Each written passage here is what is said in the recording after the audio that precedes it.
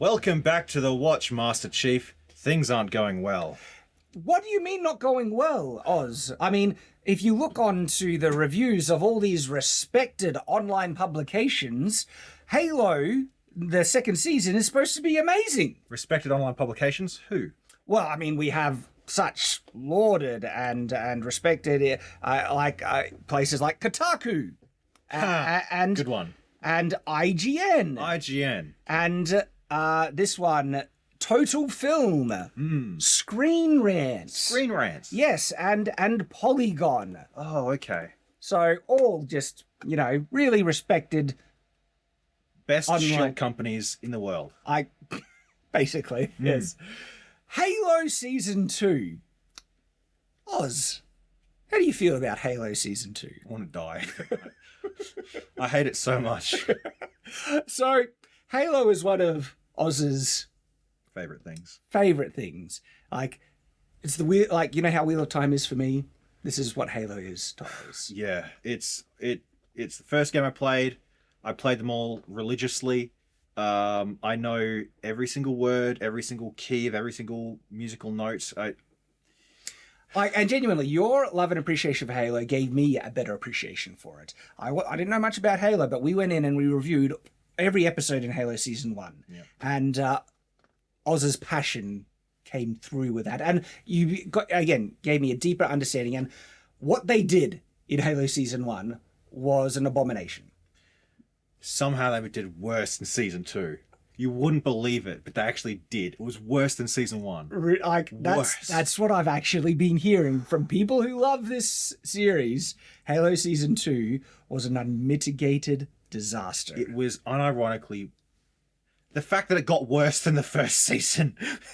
How do you do that? And Season 1 was so bad. I'm very glad I haven't watched Season 2 now, but it looks like you've seen some things. And when I say seen some things, you've seen some things. Like those eyes, I've got the 1,000-yard Yes, you stare from a do. TV show. Care to fill me in, Oz? Okay, so how do we? So it starts off by being like, oh, Master Chief's not dead.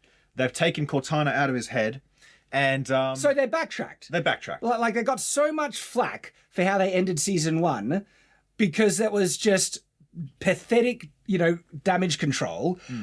But it still looked like they were trying at the end of Season 1 to give people the stoic silent Master Chief that they wanted, even though it was done in the most dog crap retarded way, but they couldn't even have the guts to follow through with that, you're saying. They backtrack, yet still make it worse. So yeah, they take the thing out of Master Chief's head.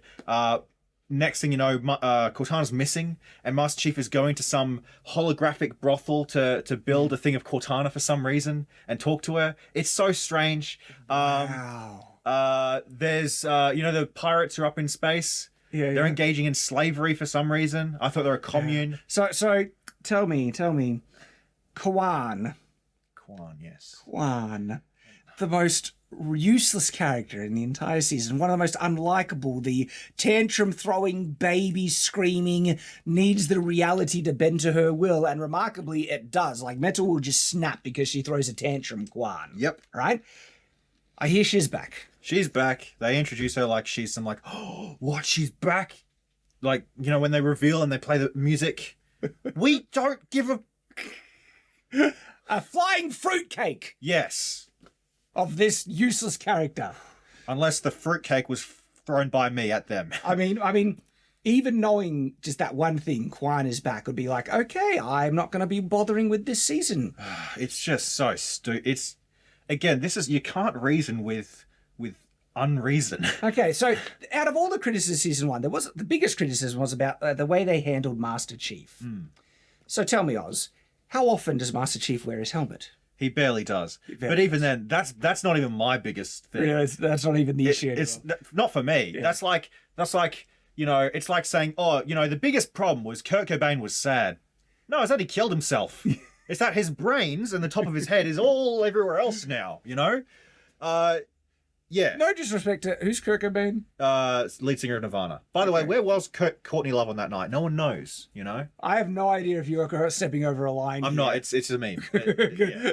Happened years ago. Okay. But yeah, to say Master Chief losing his helmet for the whole thing is like, I mean, it is the biggest. It's like salt in the wound, but the biggest problem is the wound itself. But it's just like, Basically, yeah. you know, it's the fact that you have this big laceration, bleed from the thing. You don't want to be kicked when you're down. It's like, here's some salt, and it just don't disrespect you. First they rubbed turds in the wound. Then they added the salt, you know? Well, I mean, these respected publications disagree with you, Oz. Respected by who? That is a very pertinent, you know, clarification. Because I would doubt that they're even self-respected. Yes. So, Kotaku. Kotaku, lol. That's funny. I do like tacos. Halo Season 2, which means I do not want to call them Kotaku because that's associated with something I like. Kotuku.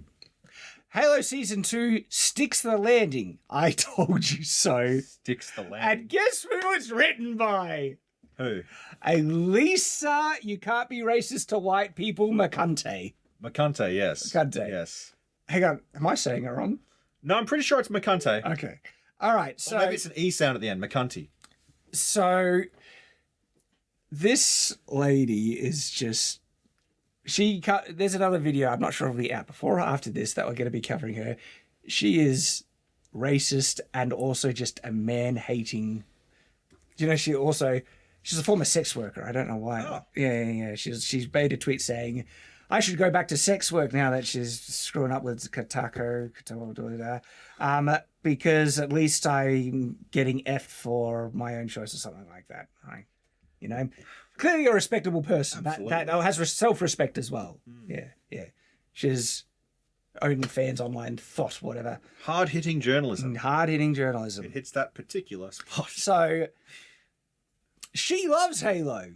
I don't think she even knows what Halo is. Probably. The season 2 finale of Halo TV series has everything a video game adaptation should do, and then so how would you know? You fake gamer. Oh my gosh. Proving a point I've been making for well over a year. This show is good. Hang on. I saw season 1, and that is complete bullcrap. Oh my gosh. The show is good. She thinks the show, meaning season 1 included, is good. It's like, all right, that would be like, I'm done with this article. I don't need to read any more. In comparison, I feel like Cancer is good. Like, at least with Cancer, there's the release of Death and Oblivion. There is no escaping this show if you're a Halo fan. This will follow you to the grave. It's got a flood of Halo lore, Oz. Flood of Halo lore? Now, I heard that they totally screwed up the flood in season 2. I didn't even see the flood yet in season 2, but I assume that... You gave up before you got there? I gave up before I got there. Yeah, so the flood apparently appears in season 2. And describe what the flood is supposed to be, Oz. The flood is a eldritch abomination parasitic entity, kind of like zombies, but once they've collected enough dead bodies, they create a thing called a grave mind, which is basically the mind of it.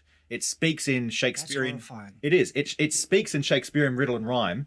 And in Halo 3, when you're being attacked by them, all of their mouths start moving and saying, "Do not be afraid. I am peace. I am salvation. Come, join your voice with mine and sing victory everlasting." That's terrifying. I'm guessing in this, they're probably just space goop, because that's what 343 turned them into. Really? We used to have no idea what they were. They were an eldritch horror. We had nothing. And then 343 is like, no, they're space goo that turned bad and humans fed to their dogs for some reason. That's... Oh, man. You wanted to see me animated. Well... All right, so that's their take. Let's look at what IGN says. Halo Season 2, Episode 1 to 4 review.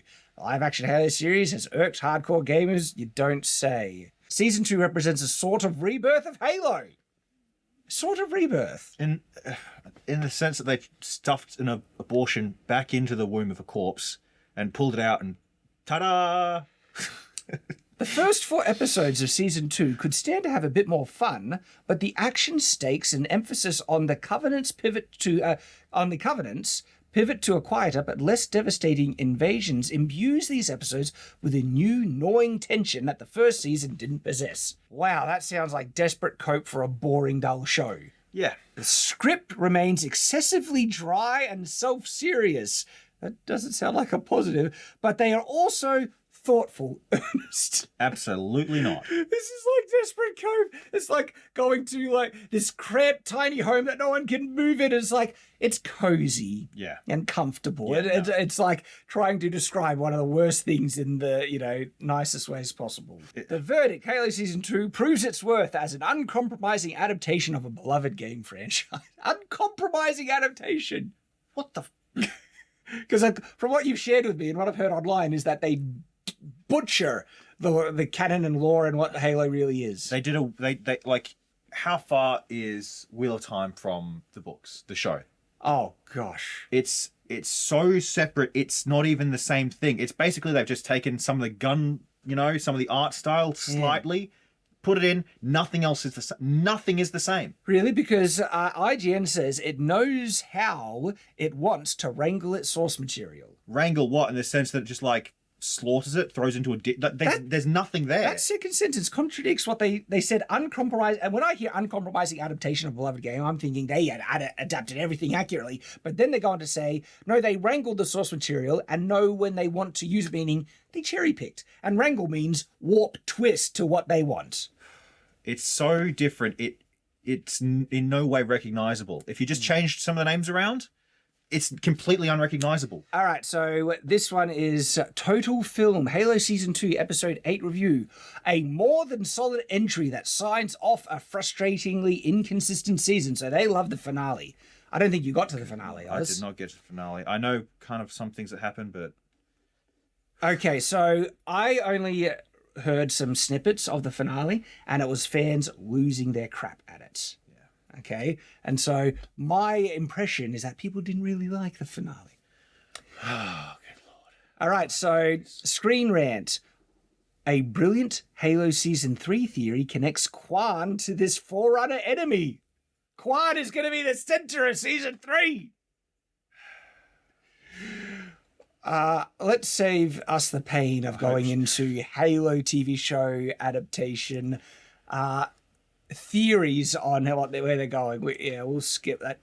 The Halo TV show blew through all its best lore into the Season 2 finale, and it was kind of worth it. I can't stand this corpo journo speak of like, this crappy thing is actually good. That's really what they're saying. I kind of want to know what happens in the finale now for them to be losing their minds over it. Because the most interesting thing about Chief's time on the ring is also is Flood related. So I think the Flood is related to the final. He's spending time interrogating. Look. After 17 frequently grueling episodes, Halo finally feels like Halo by the end of its second season. Hang on. Wait. Halo finally feels like Halo by the end of its second season? That would be unforgivable in a Halo show. Plot related, and by the end of the season, revealing that Master Chief and Marquis have both been spending time being interrogated by 343 Guilty Spark, the monitor being particular Halo ring and a long considered most hated character. No, 343 Industries is the most hated thing associated with Halo. Everyone loves Guilty Spark. He's a great villain. He's a little ball who talks in a high-pitched accent, and he's a little bit autistic and a little bit crazy. But yeah, people like him as a villain. He's a great villain. So the Flood in the Halo TV show are a little bit more like traditional zombies in the game's version. Oh, bloody hell, they've done that way. In the games, there's little things that run around. They kind of look like popcorn with legs, and they jump onto you, and they inject these little barbs that take control of your nervous system while you're still conscious, and they force you to kill yourself. Holy crap. And then they burrow into your body, your head's flailing back like that, they extend some claws out of your hand, and they use whatever gun you got, and they start killing your friends. And Halo 3, this happens in front of you, right?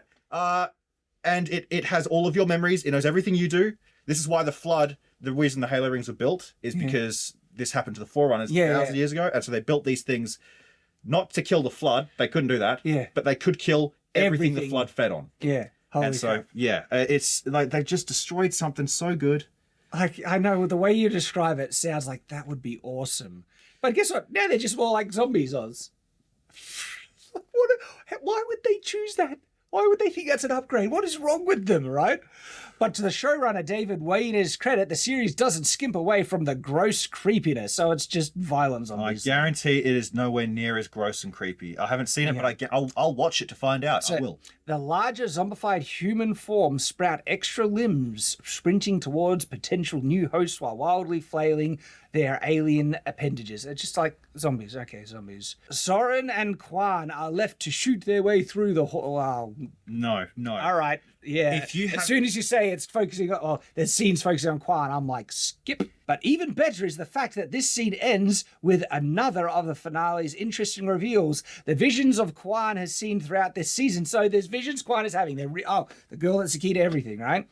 Are actually of someone trying to convert her into a willing assistant to the Flood. Ooh. That's okay. So they could have done that so much better. Bloody hell, man.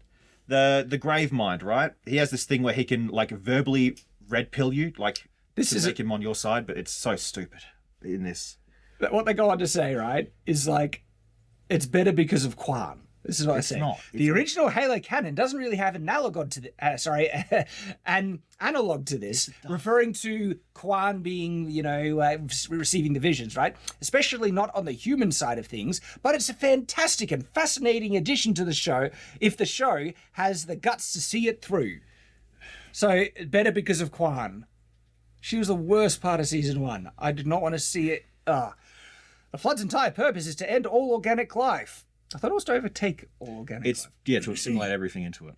Which would basically, because that's the rings end all life to stop the Flood, as you said. Starves it out, yeah. Which would basically make its human followers a death cult dedicated to bringing about the end of the universe, adding all life to the Flood's collective hive mind. The way the grave mind talks to us in the games, it says, "I'm a monument to all your sins." Mm-hmm.